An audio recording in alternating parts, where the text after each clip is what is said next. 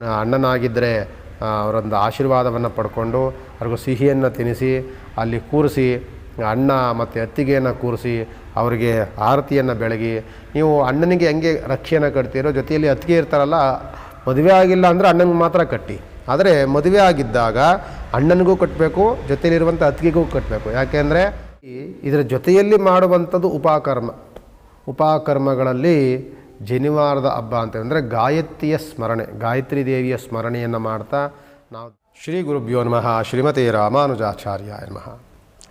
ನೋಡಿ, ಈ ಶ್ರಾವಣ ಮಾಸ ಬಂತು ಅಂತ ಅಂದಾಗ ಹಬ್ಬಗಳ ಸರಮಾಲೆಗಳೇ ನಮಗೆ ಬರ್ತಾ ಇರುತ್ತೆ. ಖರ್ಚಿನ ಮೇಲೆ ಖರ್ಚು ಬರ್ತಲೇ ಇರುವಂಥದ್ದೇ. ಇದರಲ್ಲಿ ಮತ್ತೊಂದು ಈಗ ಸೇರಿಕೊಡುವಂಥದ್ದು ಏನು ಅಂತ ಅಂದರೆ ರಕ್ಷಾಬಂಧನ ಜೊತೆಯಲ್ಲಿ ನಮಗೆ ಉಪಕರ್ಮ ಅಂತ ನಾವು ಮಾಡ್ತೀವಿ. ಜನಿವಾರ ಧಾರಣೆ ಮಾಡುವಂಥವರೆಲ್ಲರಿಗೂ ಸಹ ಇದು ಅತ್ಯಂತ ವಿಶೇಷವಾಗಿ ಇರುತ್ತೆ, ಎಲ್ಲರೂ ಸಹ ಗೊತ್ತಿರುತ್ತೆ. ಇದು ಉಪಕರ್ಮದ ಅದರಲ್ಲಿ ಋಗ್ ಉಪಕರ್ಮ, ಯಜುರ್ ಉಪಕರ್ಮ ಇದೆಲ್ಲವೂ ಸಹ ಇರುತ್ತೆ.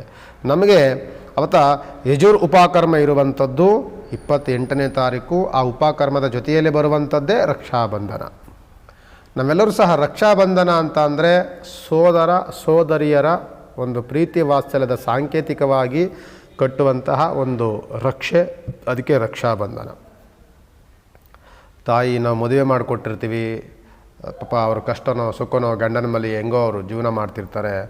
ಇಂದು ತವ್ರ ಮನೆಯಲ್ಲಿರುವಂಥ ನನ್ನ ಜೊತೆಲಿ ಹುಟ್ಟಿದಂಥ ಅಣ್ಣನನ್ನು ತಮ್ಮನನ್ನು ಸ್ಮರಣೆ ಮಾಡಿ ಅವನ ಆಯಸ್ಸನ್ನು ವೃದ್ಧಿಗೊಳಿಸುವಂಥ ಭಗವಂತನಲ್ಲಿ ಪ್ರಾರ್ಥನೆ ಮಾಡಿಕೊಳ್ಳುವಂತಹ ಒಂದು ಅತ್ಯಂತ ಶುಭವಾಗಿರುವಂಥ ದಿನ. ನಮ್ಮನ್ನು ಯಾರಾದರೂ ನೆನ್ಕೊತಾರೆ, ನಮ್ಮನ್ನು ಉತ್ತಮವಾದಂತಹ ಶ್ರೇಯಸ್ಸನ್ನು ಬಯಸ್ತಾರೆ, ನಮಗೆ ಏನೋ ಒಂದು ನಮಗೆ ಆಶೀರ್ವಾದ ಒಂದು ರೀತಿಯಲ್ಲಿ ಬರ್ತಾರೆ, ಜೊತೆಲಿ ನಮಗೆ ಪ್ರತಿಯೊಂದಕ್ಕೂ ಸಹ ನಮ್ಮ ಜೊತೆಯಲ್ಲಿ ನಿಲ್ತಾರೆ. ಯಾರು ಅಂತ ಅಂದರೆ ಅದು ಅಕ್ಕ ತಂಗಿದಿರಿರ್ತಾರೆ. ನಮಗೆ ಆ ಅಕ್ಕ ತಂಗಿಯರ ಒಂದು ಆಶೀರ್ವಾದ, ಅವರು ಮಾಡಿಕೊಳ್ಳುವಂತಹ ಒಂದು ಪ್ರಾರ್ಥನೆ, ನನ್ನ ಅಣ್ಣನ ನನ್ನ ತಮ್ಮನ ಆಯಸ್ಸು ಚೆನ್ನಾಗಿ ವೃದ್ಧಿ ಆಗಲಪ್ಪ, ಅವ್ರ ಮನೆ ತುಂಬ ಇನ್ನೂ ಚೆನ್ನಾಗಿ ಬೆಳೀಲಿ, ಅವ್ರ ಜೀವನ ಹಾಲುಕ್ತಂಗೆ ಉಕ್ಲಿ ಎನ್ನುವಂತಹ ಒಂದು ಆಸೆ ಆಕಾಂಕ್ಷೆ ಉಳ್ಳಂಥವ್ರು ಯಾರು ಅಂತ ಅಂದರೆ ತವರು ಮನೆಯ ಆಸೆ ಆಕಾಂಕ್ಷೆ ಉಳ್ಳಂಥವ್ರು ಹೆಣ್ಣು ಮಕ್ಕಳು. ಅಂಥವರು ಈ ದಿನ ತನ್ನ ಅಣ್ಣನ ಆಯಸ್ಸನ್ನು, ಅಣ್ಣನ ಶ್ರೇಯಸ್ಸನ್ನು ಉತ್ತುಂಗದಲ್ಲಿ ನೋಡುವಂತಹ ಒಂದು ಪ್ರಾರ್ಥನೆ ಮಾಡಿಕೊಳ್ಳುವಂತಹ ಒಂದು ರಕ್ಷಾಬಂಧನದ ದಿನ. ಈ ದಿನ ವಿಶೇಷವಾಗಿ ಪ್ರತಿಯೊಂದು ಹೆಂಗಳೆಯರು ಸಹ ಪ್ರತಿಯೊಂದು ಮನೆಯಲ್ಲೂ ಸಹ ನನ್ನ ತವ್ರ ಮನೆಗೆ ಹೋಗಿ ತವ್ರ ಮನೆಯಲ್ಲಿರುವಂಥ ಅಣ್ಣನನ್ನು ಮಾತನಾಡಿಸಿ ಅವ್ರಿಗೆ ಒಂದು ರಕ್ಷೆಯನ್ನು ಕಟ್ಟಿ, ಅವನ ಅಣ್ಣನಾಗಿದ್ದರೆ ಅವರೊಂದು ಆಶೀರ್ವಾದವನ್ನು ಪಡ್ಕೊಂಡು ಅವ್ರಿಗೂ ಸಿಹಿಯನ್ನು ತಿನ್ನಿಸಿ ಅಲ್ಲಿ ಕೂರಿಸಿ ಅಣ್ಣ ಮತ್ತು ಅತ್ತಿಗೆಯನ್ನು ಕೂರಿಸಿ ಅವರಿಗೆ ಆರತಿಯನ್ನು ಬೆಳಗಿ ನೀವು ಅಣ್ಣನಿಗೆ ಹೆಂಗೆ ರಕ್ಷೆಯನ್ನು ಕಟ್ತೀರೋ ಜೊತೆಯಲ್ಲಿ ಅತ್ತಿಗೆ ಇರ್ತಾರಲ್ಲ, ಮದುವೆ ಆಗಿಲ್ಲ ಅಂದರೆ ಅಣ್ಣನಿಗೆ ಮಾತ್ರ ಕಟ್ಟಿ, ಆದರೆ ಮದುವೆ ಆಗಿದ್ದಾಗ ಅಣ್ಣನಿಗೂ ಕಟ್ಟಬೇಕು, ಜೊತೆಯಲ್ಲಿರುವಂಥ ಅತ್ತಿಗೆಗೂ ಕಟ್ಟಬೇಕು. ಯಾಕೆಂದರೆ ಅಣ್ಣ ಅತ್ತಿಗೆ ಇಬ್ಬರೂ ಸಹ ನಿಮಗೆ ಅವಶ್ಯಕವಾಗಿರುತ್ತೆ. ಜೊತೆಯಲ್ಲಿ ಅಣ್ಣನ ಮಾತ್ರ ನೆನೆಸ್ಕೊಂಡ್ರೆ ಸಾಕಾಗಲ್ಲ, ಅಣ್ಣನ ಜೀವನ ಜೊತೆಯಲ್ಲಿ ಅತ್ತಿಗೆ ಜೊತೆಯಲ್ಲೂ ಇರುತ್ತೆ.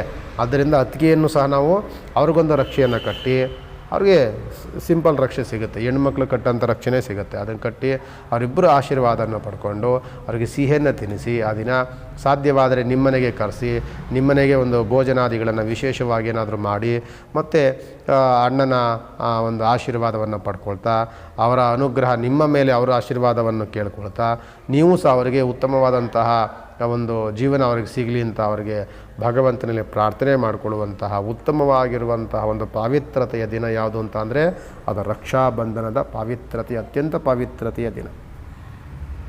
ಇದು ಈಗಿನ ಕಾಲದಿಂದಲೂ ಅಲ್ಲ, ಸುಮಾರು ಯುಗಗಳಿಂದಲೂ ಸಹ ನಡ್ಕೊಂಡ್ಬಂದಿರುವಂತಹ ಒಂದು ಪ್ರತೀತಿಯ ಒಂದು ಹಬ್ಬ.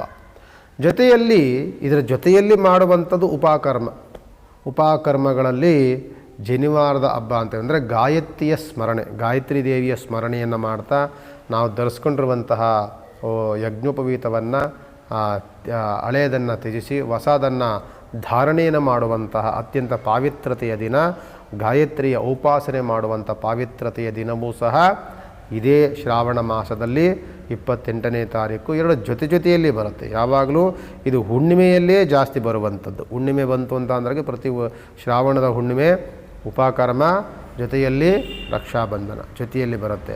ಯಜ್ಞೋಪೇತ ಧಾರಣೆಯನ್ನು ಮಾಡಿಕೊಂಡು ಅನಂತರದಲ್ಲಿ ಸೋದರಿಯರಿಂದ ಕಂಕಣವನ್ನು ರಕ್ಷೆಯನ್ನು ಕಟ್ಟಿಸ್ಕೊಳ್ಳುವಂಥದ್ದು. ಈ ಉಪಕರ್ಮದಲ್ಲಿ ಗಾಯತ್ರಿ ಉಪಾಸನೆ ಅತ್ಯಂತ ಅವಶ್ಯಕವಾಗಿ ಮಾಡ್ತೇವೆ ನಾವೆಲ್ಲರೂ ಸಹ. ಗಾಯತ್ರಿಯ ಸ್ಮರಣೆ, ಗಾಯತ್ರಿಯ ಜಪ, ಗಾಯತ್ರಿಯ ಹೋಮ ಇದೆಲ್ಲವೂ ಸಹ ಮಾಡಿ, ಅನಂತರದಲ್ಲಿ 2 ಹಬ್ಬಗಳು ಜೊತೆಯಲ್ಲಿ ಬರೋದರಿಂದ, ಅಂದರೆ ಉಪಕರ್ಮ ಜೊತೆಯಲ್ಲಿ ರಕ್ಷಾಬಂಧನ ಬಂದಿರೋದ್ರಿಂದ ವಿಶೇಷವಾದಂಥ ತಿನಿಸುಗಳನ್ನು ಮಾಡಿ, ವಿಶೇಷವಾದಂಥ ಉಪಾಸನೆಗಳನ್ನು ಮಾಡಿ, ಮತ್ತು ಕೌಟುಂಬಿಕ ಕುಟುಂಬದಲ್ಲಿ ಎಲ್ಲರೂ ಸಹ ಕುಟುಂಬ ಸಪರಿವಾರ ಅಂತೀವಲ್ಲ, ಈ ರೀತಿ ಈ ಸಂದರ್ಭದಲ್ಲಿ ರಕ್ಷಾಬಂಧನ ಬಂದಾಗ ಸಹಕುಟುಂಬ ಸಪರಿವಾರ ಎಲ್ಲರೂ ಸಹ ನಾವು ಸೇರಿಕೊಂಡಿರ್ತೀವಿ.